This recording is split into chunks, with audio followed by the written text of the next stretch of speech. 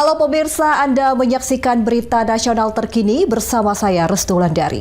Pemirsa, kali ini kami akan mengajak Anda untuk mengetahui informasi terkini dari berbagai isu yang terjadi di dalam maupun di luar wilayah Indonesia. Dan berikut informasinya untuk Anda.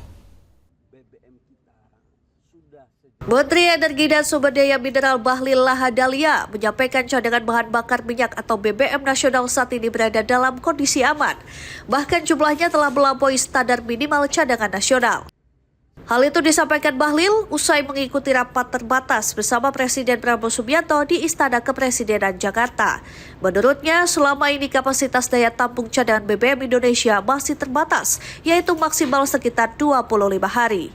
Meski demikian, saat ini cadangan BBM nasional telah mencapai 23 hari atau berada di atas standar minimal cadangan nasional yang berkisar antara 20 hingga 23 hari. Kondisi ini dinilai masih cukup aman untuk memenuhi kebutuhan energi masyarakat. BBM kita sudah sejak lama hanya maksimal di 25 hari, maksimal. Sehingga cadangan nasional kita itu minimal 20-23 hari. Sekarang BBM kita itu sudah 23 hari. Jadi sudah di atas standar minimal cadangan nasional yang sebagaimana lazimnya. Jadi kita nggak bisa katakanlah teman-teman menganggap harus Pak kita stok 60 hari. Mau isi taruh di mana? Kita nggak punya storage. Makanya sekarang arahan Bapak Presiden segera kita membangun storage. Sementara itu, Presiden Prabowo mengarahkan pemerintah untuk segera membangun fasilitas penyimpanan baru guna memperkuat cadangan energi nasional. Pembangunan storage tersebut diharapkan dapat meningkatkan kapasitas cadangan hingga mencapai 3 bulan dengan salah satu alternatif lokasi pembangunan berada di wilayah Sumatera. Dari Jakarta, Tim Liputan Berita Nasional TV.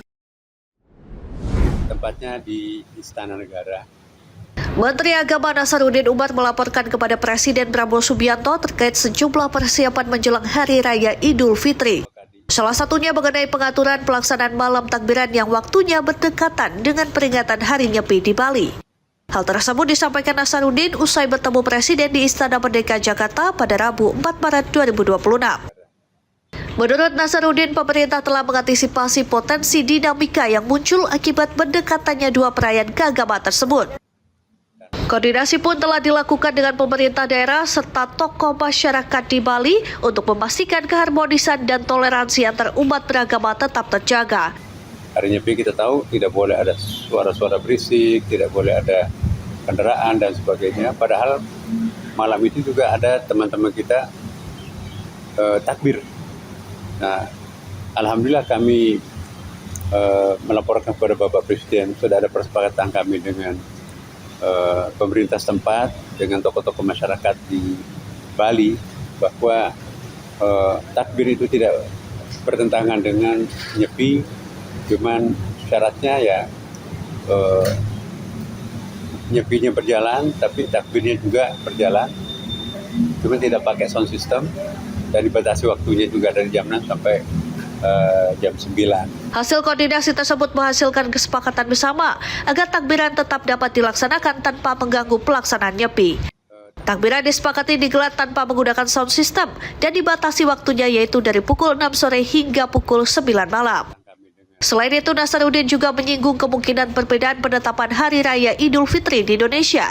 Menurutnya, perbedaan tersebut merupakan hal yang lazim terjadi dan penetapan resmi hari raya akan ditentukan melalui sidang isbat pemerintah. Tim Liputan Berita Nasional TV. Demikian berita nasional terkini, saya Restu Wulandari pamit dan sampai jumpa.